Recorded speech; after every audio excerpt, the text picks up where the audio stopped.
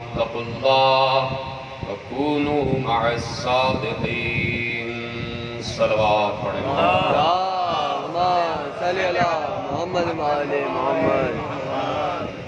پروردگار عالم نے عالم انسانیت سے عالم ارواح میں جس غم کا وعدہ لیا تھا اس غم کی فصل آ پہنچی۔ سبحان اللہ سبحان اللہ۔ یہ غم غم حسین یہ اصل میں غم رسول ہے۔ ہم یہ جملہ نہ کہتے اگر رسول نے حسین کو اپنے جیسا نہ کہا ہوتا۔ سبحان اللہ سبحان اللہ۔ واہ واہ واہ واہ۔ سبحان اللہ سبحان اللہ۔ حسین مجھ سے ہے اور میں حسین سے۔ سبحان اللہ سبحان اللہ۔ تو اس کا مطلب ہے کہ حسین پر رونا اصل میں رسول پر گریا ہے، واہ واہ۔ اور یہ حسین پر رونا یہ ہماری فرمائش نہیں ہے، یہ ہمارا تقاضا نہیں ہے، یہ ہم نے طلب نہیں کیا ہے، یہ رسول کی بیٹی نے طلب کیا کہ بابا جب آپ بھی نہیں ہوں گے، جب ابو الحسن بھی نہیں ہوں گے، جب حسن بھی نہیں ہوں گے، جب میں بھی نہیں ہوں گے تو میرے بیٹے کو روئے گا۔ یہ بنت رسول کی تمنا ہے، یہ رسول کی اکلوتی بیٹی کی حسرت ہے کہ حسین پر رویا جائے۔ اس وقت جہاں بھی گریہ ہو رہا ہے وہ رسول کی بیٹی کی تمنا پوری ہو رہی ہے، اور اللہ نے اس سے پہلے کہ رسول کچھ کہتے اللہ نے فوراً جبرائیل کو بھیجا اور کہا کہ جاؤ رسول سے کہہ دو کہ اپنی بیٹی سے کہہ دے کہ اللہ ایک قوم کو خلق کرے گا، جو قوم حسین پر گریہ کرے، جو قوم حسین پر روئے۔ اس قوم سے مراد صرف ہم نہیں ہیں، جو بھی حسین پر روئے وہ اس قوم میں شامل ہے۔ یہ قوم کسی مسلک کو نہیں دیکھتی، یہ قوم گریہ کن کسی مشرق کو نہیں دیکھتی، کسی فقہ کو، کسی فرقے کو، کسی دین کو نہیں دیکھتی۔ جہاں حسین پر رویا جا رہا ہے وہ اسی قوم میں شامل ہے جس قوم کو اللہ نے حسین پر گریہ کے لیے خلق کیا ہے۔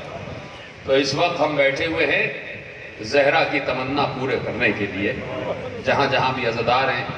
تو یہ صرف یہ نہیں کہ اس وقت یہاں فیصل آباد میں اس گزرتے ہوئے لمحے میں فرش عزا بچھا ہوا ہے، اس وقت پوری دنیا میں کہیں دن ہے، کہیں رات ہے، کہیں صبح ہے، کہیں نصف شب ہے، کہیں نصف دن ہے، کہیں لیلۃ النہار ہے، کہیں دن سے رات مل رہا ہے، کہیں رات سے دن مل رہی ہے، لیکن کوئی لمحہ ایسا نہیں ہے کہ جس لمحے میں حسین حسین نہ ہو رہا ہو۔ پوری دنیا حسین کے ماتم میں اس وقت، پوری دنیا حسین کے ماتم میں اس وقت مشغول و مصروف ہے، اور اس بنت رسول کی تمنا، اس بنت رسول کی خواہش پر عمل ہو رہا ہے، جس بنت رسول کے لیے میرے عزیزوں گفتگو شروع ہے، اور ابھی میں تھوڑی دیر بعد موضوع کا اعلان کروں گا، لیکن چاہتا ہوں کہ آج کی گفتگو میں نام کر دوں بنت رسول کی۔ بہت کم لوگوں نے میرا ساتھ دیا، آپ سمجھ جائیں گے کہ پہلی محرم کی گفتگو رسول کی بیٹی سے منسوب کیوں کی جا رہی ہے۔ اس لیے کہ ضروری ہے کہ یہ بات کی جائے، اور یہاں پر میرے سامنے مخلوط مجمع بیٹھا ہوا ہے، اور جتنے بھی عالم اسلام کے فرقے ہیں اس وقت میرے سامنے بیٹھے ہوئے ہیں، تاکہ بچوں تک اور اگلی نسلوں تک وہ پیغام پہنچا دیا جائے جو پیغام اکابرین اسلام نے لکھا ہے، جو پیغام سیاہ ستہ نے لکھا ہوا ہے، جو پیغام رسول کی حدیث کا امام بخاری نے لکھا ہے، امام مسلم نے لکھا ہے، سنن ابن ماجہ میں لکھا ہوا ہے، مشکات شریف میں لکھا ہوا ہے، ترمذی میں لکھا ہوا ہے، امام احمد ابن حنبل نے لکھا ہے، امام شافعی نے لکھا ہے، امام حنفی نے لکھا ہے، جتنے ائمہ گزرے سب نے زہرا کے احترام کا سبق دیا ہے۔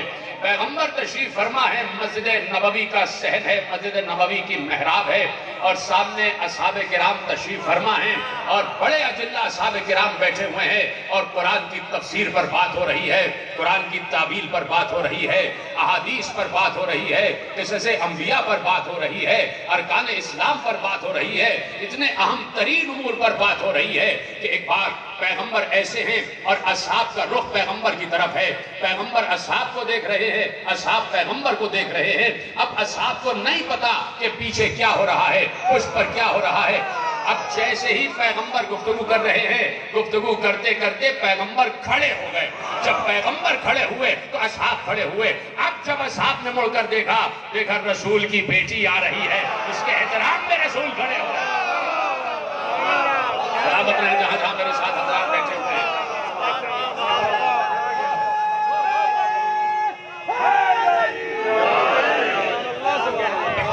پیغمبر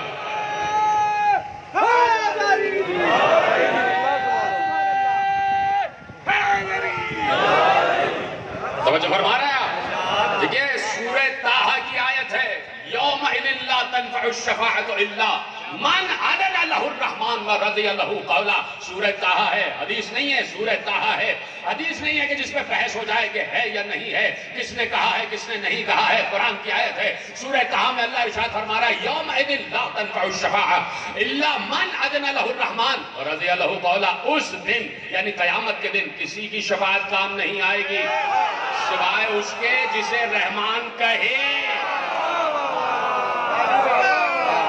لا تنفع الشفاعۃ الا من اذن لہ الرحمن ورضی لہ قولا۔ اس دن یعنی قیامت کے دن کسی کی شفاعت کام نہیں آئے گی سوائے اس کے جس کے قول سے اللہ راضی ہو۔ اس لفظ راضی کو یاد رکھنا، جس کے قول سے اللہ راضی ہو، جسے اللہ اذن دے اور جس کے قول سے اللہ راضی ہو۔ سورہ طٰہٰ میں اللہ نے ارشاد فرما دیا اور اب رسول کھڑے ہو گئے۔ اصحاب نے دیکھا اور رسول کی بیٹی سر سے لے کر پاؤں تک برقعے میں ملبوس، چادر تطہیر میں ملبوس، ہاتھ میں دستانے، پاؤں میں موزے، اور ایسے میں رسول کی بیٹی رسول کے پاس آئی۔ رسول کھڑے ہو گئے اور جب رسول کھڑے ہوئے اس وقت تک نہیں بیٹھے جب تک بیٹی نہ بیٹھ جائے۔ اس وقت تک تشریف فرمانا ہوئے جب تک رسول کی بیٹی نہ بیٹھ جائے، اور اس وقت تک اپنی بیٹی کو نہ بچھایا جب تک اپنی ابا اتار کر زمین پر نہ بچھا دیا۔ یہ آخری آدمی تک بنت رسول کا ذکر ہے، کوئی کسی کا ہاتھ نیچے نہیں رہنا چاہیے، اس لیے کہ حق زہرا پر بات ہو رہی ہے۔ پورے سال ہم نے بڑے بڑے جملے سنے ہیں بڑے بڑے بدبختوں سے۔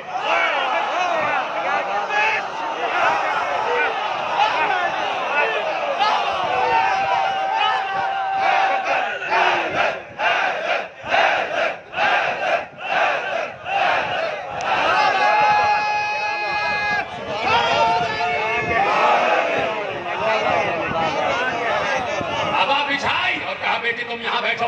بیٹی اور باپ میں گفتگو ہوئی، جب بیٹی کھڑی ہوئی باپ دوبارہ کھڑے ہو گئے، اصحاب کھڑے ہو گئے، اور اس وقت تک کھڑے رہے جب تک زہرا اپنے حجرے میں نہ چلی گئی۔ جب چلی گئی تو رسول بیٹھ گئے، اور جب رسول بیٹھ گئے اصحاب کرام، سلام ہوا اصحاب کرام پہ جنہوں نے یہ احادیث محفوظ کی۔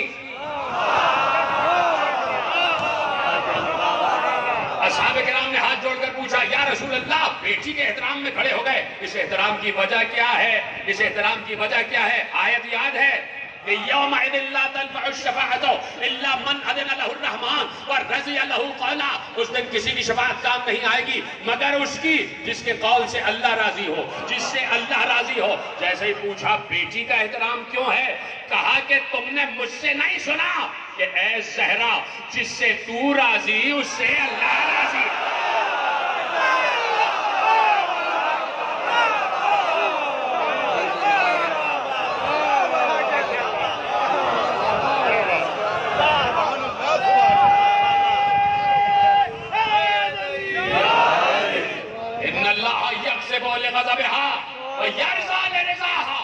اللہ اس پر غضبناک ہوتا ہے جس پر زہرا غضبناک ہو جائے، اللہ اس سے راضی ہوتا ہے جس سے زہرا راضی ہو جائے۔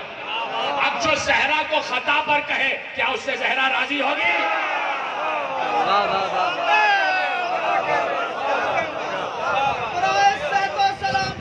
حضرت علامہ بواز بلند توجہ فرما رہے ہیں۔ تو آج کے اکابرین علماء سے، چاہے کسی بھی فرقے کسی بھی مسلک سے ہوں، اور ان سے گزارش یہ ہے کہ ایسے بک بک کرنے والوں کی زبان کو لگام دی جائے اور ان علماء کو سامنے لایا جائے جو اہل بیت کا بھی احترام کرتے ہیں، صحابہ کا بھی احترام کرتے ہیں۔ توجہ فرما رہے ہیں آپ؟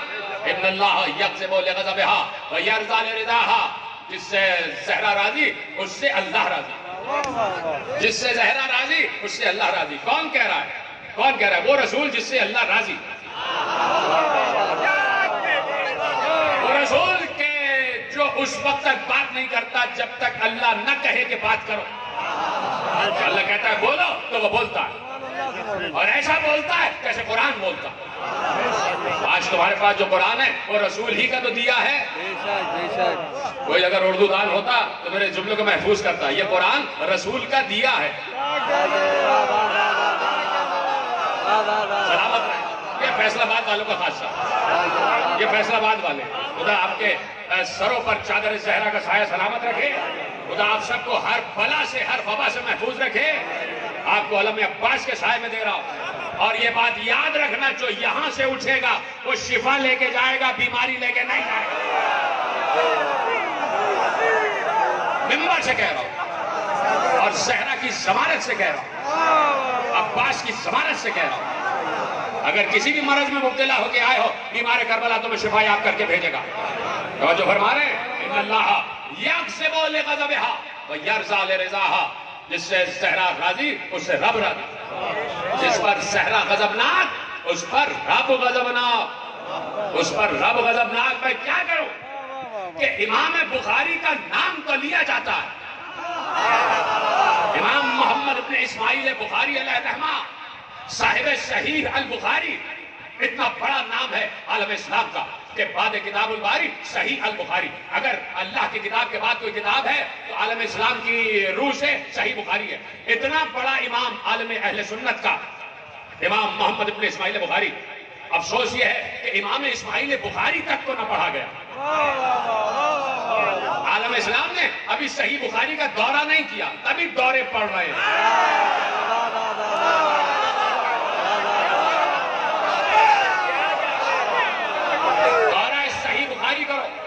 امام محمد ابن اسماعیل بخاری علیہ الرحمہ کو پڑھو کہ جہاں انہوں نے پیغمبر کی احادیث محفوظ کی ہیں، پیغمبر کی احادیث محفوظ کی ہیں، اور انہوں نے حدیث محفوظ کی کہ پیغمبر نے کہا فاطمہ تو بضعۃ منی۔ فاطمہ بھی تو پوری حدیث پڑھی نہیں، حدیث لے جائے۔ امام اسماعیل بخاری نے حدیث لکھی ہے کہ رسول نے بھری مسجد نبوی میں کہا، کسی غار میں بیٹھ کر نہیں کہا، کسی حجرے میں نہیں کہا، کہیں چھپ کر نہیں کہا، بھری مسجد نبوی میں اجلہ اصحاب کرام کی موجودگی میں کہا فاطمہ میرا ٹکڑا ہے۔ پہلے تو اس کو محفوظ کرے نا عالم اسلام، یہ محمد اپنی بیٹی کے لیے نہیں کہہ رہا، یہ رسالت عصمت کے لیے کہہ رہی ہے۔ سلامت رہے جیسے آپ سن رہے، یہی حق زہرا سننے کا حق ہے، جیسے آپ سن رہے، یہ رسالت عصمت کے لیے کہہ رہی ہے کہ فاطمہ میرا ٹکڑا ہے۔ فاطمہ میرا ٹکڑا ہے، کس کا؟ رسول کا ٹکڑا ہے، رسالت کا ٹکڑا ہے، نبوت کا ٹکڑا ہے۔ کون کہہ رہا ہے؟ آخری نبی جس کے بعد کوئی نبی نہیں۔ دیکھیے ختم نبوت پر جتنا علی والوں کا ایقان ہے کسی کا نہیں، اس لیے کہ کسی کے پاس ختم نبوت کی دلیل نہیں ہے۔ ہمارے پاس ختم نبوت کی سب سے بڑی دلیل ہے من کنت مولاہ فہذا علی۔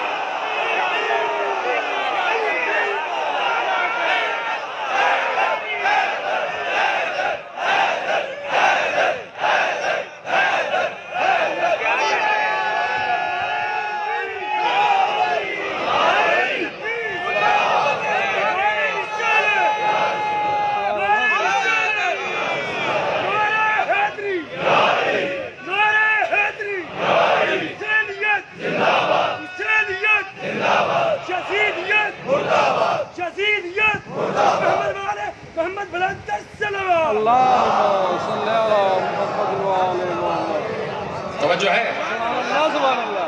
کون کہہ رہا ہے؟ خاتم النبیین کہہ رہا ہے، افضل المرسلین کہہ رہا ہے، اولو العزم نبی کہہ رہا ہے، صاحب شریعت نبی کہہ رہا ہے، فخر آدم و نوح و ابراہیم و موسیٰ و عیسیٰ کہہ رہا ہے، علی کا بھی مولا کہہ رہا ہے، زہرا کا بابا کہہ رہا ہے، حسنین کا نانا کہہ رہا ہے، اصحاب کا صاحب کہہ رہا ہے۔ کیا کہہ رہا ہے؟ کہ فاطمہ میرا ٹکڑا ہے۔ اگر رسول کہہ رہا ہے تو رسالت کا ٹکڑا، اگر نبی کہہ رہا ہے تو نبوت کا ٹکڑا، جو ہے کہ نہیں؟ صاحب شریعت کہہ رہا ہے تو شریعت کا ٹکڑا، اور جس پر قرآن اتر رہا ہے وہ کہہ رہا ہے تو وحی کا ٹکڑا۔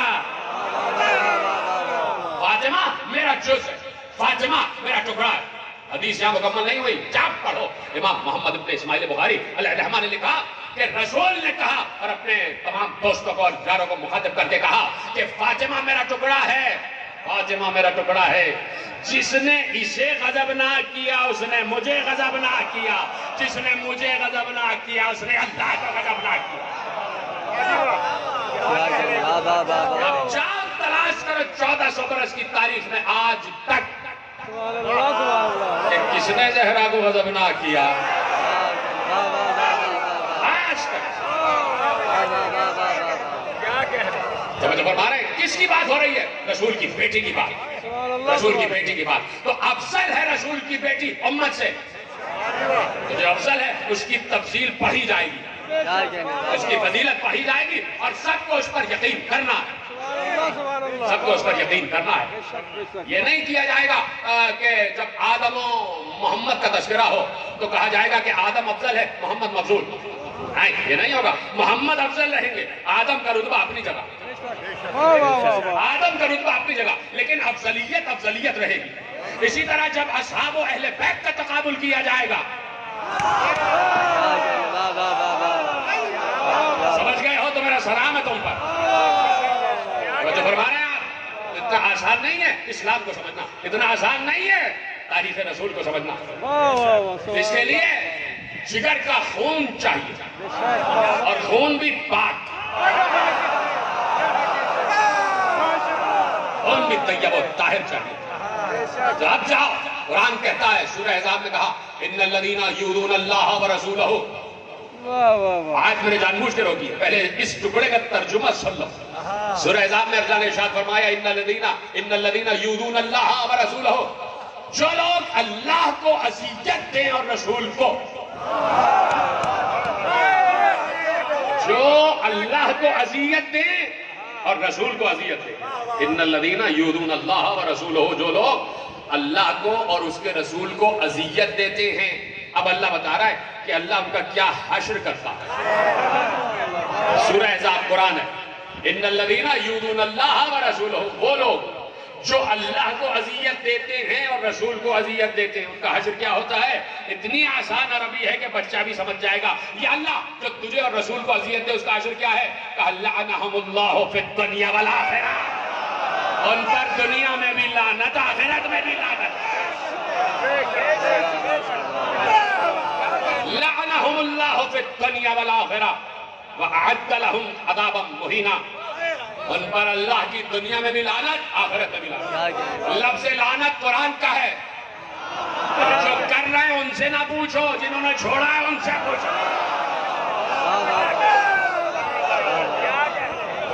لفظ لعنت قرآن کا لفظ ہے، لعنہم اللہ فی الدنیا والآخرہ وأعد لہم عذابا مہینا، ان پر اللہ کی بھی لعنت، آخرت میں بھی اور دنیا میں بھی، اور ان کے لیے ہم نے آخرت میں بڑا سخت عذاب روکا ہوا۔ سبحان اللہ سبحان وَأَعَدَّ لَهُمْ عَذَابًا مُهِينًا، ہم نے وعدہ کیا ہوا ہے ان پر بڑا سخت عذاب لائیں گے، ان پر جنہوں نے اللہ کو اذیت دی اور جنہوں نے رسول کو اذیت دی۔ یہ اذیت کیا چیز ہوتی ہے اور اذیت ہوتی کیسے؟ اللہ آپ نے مجھے خدا نخواستہ کچھ کہہ دیا، میرے جذبات کو اذیت پہنچی، میرے دل کے جذبات کو اذیت پہنچی۔ واہ واہ واہ آپ نے خدا نخواستہ کسی کو پتھر مار دیا، اس کے جسم کو اذیت پہنچی، ہے کہ نہیں؟ جذبات کو اذیت پہنچی اور جسم کو اذیت پہنچی۔ اذیت کا مطلب یہ ہے، یہ تکلیف پہنچنا۔ نہ اللہ جذبات رکھتا ہے،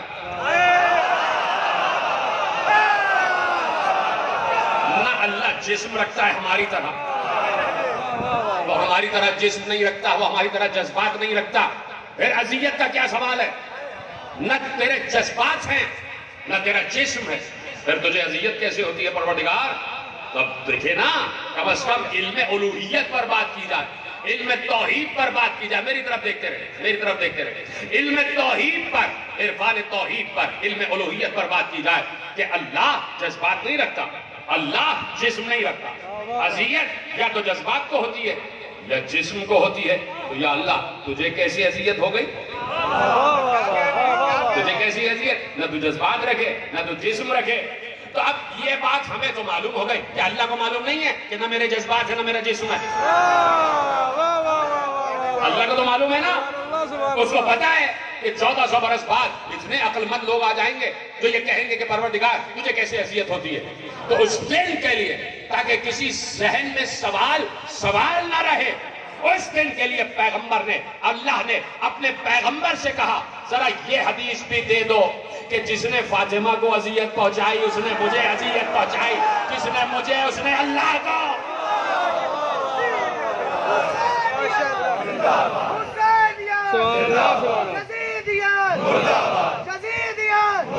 اہل بیت کے دشمنوں پہ لعنت. علی ولی اللہ نعرہ وہ جو ہے تو کیسے اور کہاں سے یہ علوم لیے جائیں، کہاں سے اور کس سے یہ علوم لیے جائیں کہ جہاں توحید کی اصل معرفت ہو جائے. توجہ ہے یا ادھر ادھر چلے گئے؟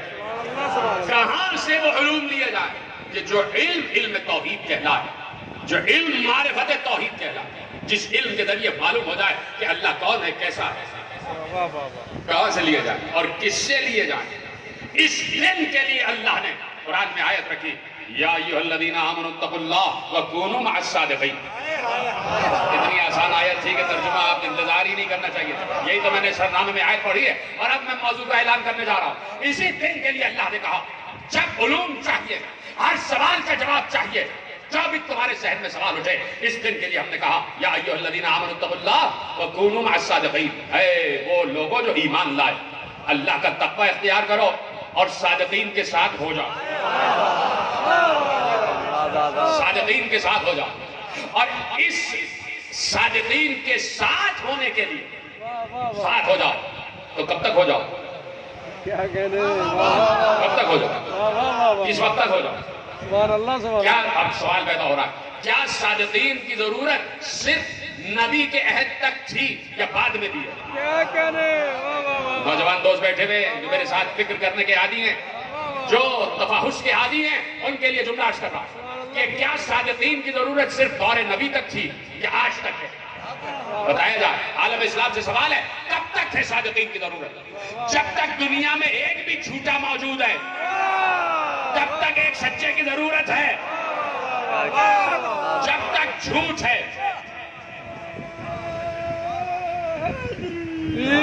تب تک ضروری ہے کہ کوئی نہ کوئی صادق ہو. مثلا میں آپ کے سامنے ایک مثال رکھتا ہوں. آج سے 5 برس پہلے میں نے یہی مثال میں نے آپ کے حوالے کی تھی، تو آپ کے حوالے دوبارہ کرتا ہوں اس لیے کہ میرے موضوع میں آ رہی ہے کہ آپ اپنے بچے کو لے کے گئے، کسی ڈاکٹر کے پاس لے کے گئے اور ڈاکٹر نے کہا ان کی ہڈیاں کمزور ہیں اس لیے کیلشیم کی ضرورت ہے، کیا کھلایا جائے کیا پلایا جائے؟ کہا بھائی ان کو روزانہ دودھ پلایا جائے، 1 گلاس دودھ، بہترین گائے کا دودھ ان کو 1 گلاس پلایا جائے. آپ آ گئے، آپ نے بچے سے کہا بیٹے اس وقت تک نہ سونا جب تک گلاس دودھ کا نہ پی لو. کہہ دیا، بچہ سو گیا. دوسرے دن پھر آپ نے کہا بیٹے روزانہ 1 گلاس دودھ کا پی کے سونا، بچہ پھر سو گیا. تیسرے دن پھر آپ نے کہا بیٹے 1 گلاس دودھ کا پی کے سونا. 3 دن بچے نے سونا. چوتھے دن کہا بابا روز تو آپ کہتے ہیں کہ 1 گلاس دودھ کا پی کے سو، کبھی گلاس دودھ کا دیتے نہیں. روز کہہ رہے ہیں دودھ پی کے سو، دودھ پی کے سو، لیکن کبھی دودھ کا جام دیتے نہیں. 1400 برس سے اللہ کہہ رہا ہے سچوں کے ساتھ ہو جاؤ، سچوں کے ساتھ ہو جاؤ. تو واجب ہے کہ ہر دور میں کوئی سچا رکھے. واجب ہے قدرت پر کہ ہر دور میں کوئی سچا رکھے، ہر دور میں کوئی سچا رکھے. اس دن کے لیے ہم نے اس برس کے عشرہ مجالس کا عنوان رکھا 12 صادقین. پہنچ گیا موضوع آپ؟ حجج اللہ اثنا عشر، 12 صادقین. 12 صادقین. یہ لفظ 12 میں نے اپنی طرف سے نہیں رکھا، پیغمبر کی حدیث ہے. لا یزال الاسلام عزیزا الى 12 خلیفہ کلہم من قریش. ہے میرے ساتھ آ گئے سب کے سب؟ ہے نا؟ گفتگو شروع کی جائے. بس 20 یا 25 منٹ کی گفتگو رہ گئی. روز میں آپ کے 55 یا 59 منٹ لیا کروں گا، اس لیے کہ اپنے مقررہ وقت میں گفتگو کو تمام کرنا ہے اور حکومت نے جو ہمیں وقت دیا اس کا ہمیں پاس بھی کرنا ہے. توجہ ہے آپ کی؟ کہا کہ پیغمبر نے کہا کہ لا یزال اسلام الی 12 خلیفہ کلہم من قریش، اسلام اس وقت تک ختم نہیں ہوگا جب تک 12 میرے خلیفہ نہ آ جائیں۔ سب کے سب قریش سے ہوں گے، کلہم من قریش، سب کے سب قریش سے ہوں گے۔ یہ حدیث میں نے اصول کافی سے نہیں پڑھی، یہ حدیث میں نے من لا یحصر الفقیہ سے نہیں پڑھی، یہ حدیث میں نے تہذیب سے نہیں پڑھی، یہ حدیث میں نے استفسار سے نہیں پڑھی، نہ میں نے شیخ صدوق کے حوالے سے پڑھی، سب جگہ موجود ہے لیکن اس وقت کی بات کر رہا ہوں۔ یہ حدیث میں نے شیخ صدوق علیہ رحمہ کے حوالے سے نہیں پڑھی، شیخ مفید علیہ رحمہ کے حوالے سے نہیں پڑھی، شیخ محمد ابن یعقوب کلینی علیہ رحمہ کے حوالے سے نہیں پڑھی، شیخ توسی کے حوالے سے نہیں پڑھی، علامہ ہلی کے حوالے سے نہیں پڑھی، یہ حدیث میں نے پڑھی ہے امام اسماعیل بخاری کے حوالے سے۔ اب تو ہاتھ اٹھا دو۔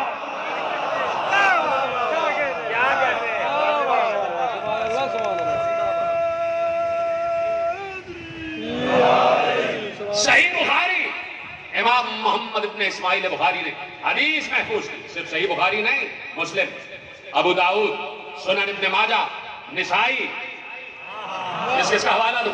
سیاہ ستہ میں یہ حدیث ایسے ہی لکھی ہے کہ میرے بعد 12 خلیفہ ہوں گے اور سب کے سب قریش سے ہوں گے۔ کون کہہ رہا ہے؟ وہ کہہ رہا ہے جو بغیر وحی نہیں بولتا۔ میرے بعد 12 خلیفہ ہوں گے، سب کے سب قریش سے ہوں گے، سب کے سب قریش سے ہوں گے، رسول کہہ رہے ہیں اور اجلہ اصحاب کرام کی موجودگی میں کہہ رہے ہیں۔ اللہ نے کہہ دیا اذ اخذ اللہ میثاق بنی اسرائیل، ہم نے بنی اسرائیل سے میثاق لیا تھا۔ سبحان اللہ۔ کیا میثاق لیا تھا؟ ہم نے ان سے میثاق لیا جو ہمیں میثاق لینا تھا، سورہ مائدہ، اور ہم نے انہی میں سے 12 رہبر مقرر کیا۔ سبحان اللہ، سبحان اللہ، واہ واہ واہ۔ منہم 12 نقیبا،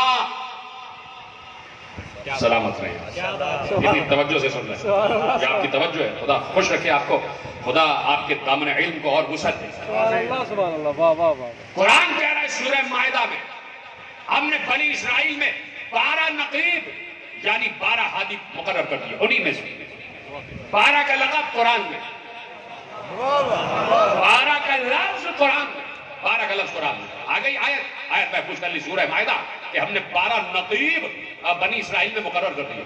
کس نے مقرر کیا؟ ساتھ ساتھ چلتے جائے نا، اللہ نے۔ 12 کا لفظ عدد اللہ کو پسند،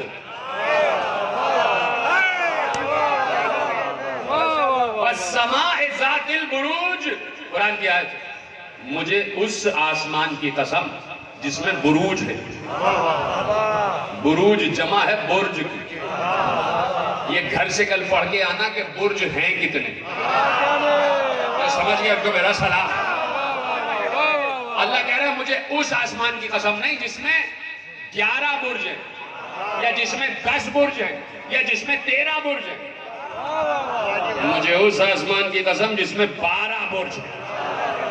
اسی پر بات ہوگی، نوجوان خوش ہو رہے ہیں اور میں ان کو دیکھ کر خوش ہو رہا ہوں۔ جو ہے تو اللہ نے لفظ رکھ دیا سورہ مائدہ میں 12 کا لفظ، 12 ہم نے بنی اسرائیل میں 12 نقیب مقرر کر دیا، اور وہی جو انبیاء کی آخری کڑی ہے، اس نے کہا لا یزال اسلام، جب تک اس وقت تک اسلام کو زوال نہیں آئے گا جب تک اس میں 12 خلیفہ نہ آ جائیں، اور سب کے سب قریش سے ہوں گے۔ 12 خلیفہ، یہ لفظ یاد کر لیا، اس لیے بار بار ایمفیسائز کر رہا ہوں تاکہ اب جو میں آگے گفتگو کرنے جا رہا ہوں تو بار بار مجھے یہ کہنے کی ضرورت نہ پڑے، اور میں نے حوالے دے دیے۔ سیاہ ستہ میں یہ حدیث چونکہ تو موجود ہے جیسے میں نے آپ کے حوالے کیا، توجہ ہے۔ اسی رسول نے حدیث ارشاد فرمائی ستفترق امتی، میری امت فرقوں میں بڑھ جائے گی، ستفترق امتی علی 73 فرقة کلها فی النار الا واحدہ۔ سمجھ گئے بھائی؟ وہ کم از کم ہاتھ اٹھا دیا کرے جو عربی سے سمجھ جائیں۔ ستفترق امتی علی 73 فرقة کلها فی النار الا واحدہ، میری امت 73 فرقوں میں بڑھ جائے گی، سب کے سب جہنم میں جائیں گے سوائے ایک کے۔ سب کے سب جہنم میں جائیں گے سوائے ایک کے، کلھا فی النار الا واحدہ، پیغمبر کہہ رہے ہیں سب کے سب جہنم میں جائیں گے سوائے ایک کے، یعنی 72 جہنم میں ایک جنت میں،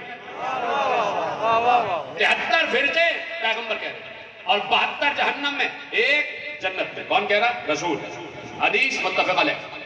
باتیں آ گئی، 12 خلیفہ ہوں گے میرے بعد، میری امت 73 فرقوں میں بڑھ جائے گی۔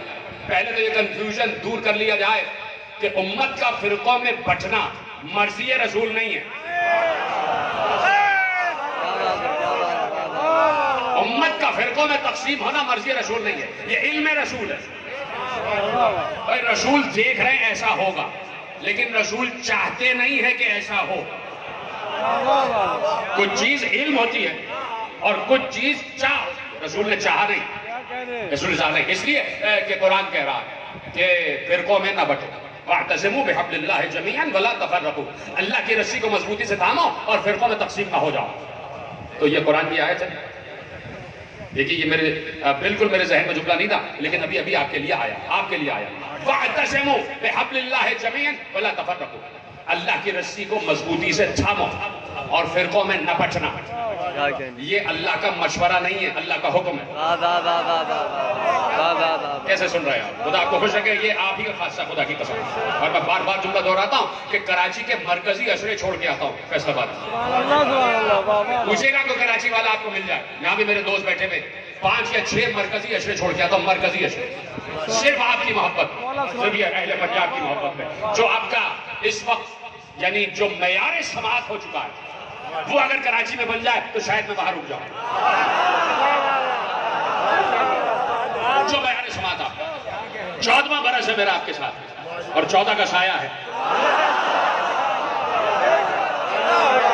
اور جو فرما رہے ہیں یہ آپ کا خاصہ، جیسے آپ سنتے ہیں، خدا کی قسم میں مسلسل اہل پنجاب کے لیے بلکہ تمام اہل ایمان کے لیے دعا کرتا ہوں، سب کے لیے جہاں جہاں مومن مومنات آباد ہیں، خدا سلامت رکھے۔ جیسے آپ سن رہے ہیں میرے ساتھ ہے نا سر، آگے بڑھائی جائے بات۔ تو اب اللہ کا حکم ہے، وَاعْتَصِمُوا، صیغہ امر ہے۔ یہ بیٹھے ہوں گے یہاں حوزہ علمیہ میں پڑھنے والے، درس اور تدریس اور مدرسوں میں پڑھنے والے، یہ صیغہ امر کا ہے، وَاعْتَصِمُوا، اللہ حکم دے رہا ہے کہ اللہ کی رسی کو مضبوطی سے تھامو، مشورہ نہیں ہے کہ چاہے تھامو چاہے نہ تھامو، حکم ہے اللہ کی رسی کو مضبوطی سے تھامو، اور یہ حکم ہے کہ فرقوں میں نہ بٹو۔ تو امت 73 فرقوں میں بٹی تو یہ حکم خدا کی خلاف ورزی ہے یا نہیں؟ ہم سے پوچھتے ہو ماتم قرآن میں، نوحہ قرآن میں، زنجیر قرآن میں، قمع قرآن میں، یہ 73 فرقے تو قرآن میں دکھاؤ۔ ہاں ان 73 میں کا ایک ملتا ہے، ان من شیعتہ لابراہیم۔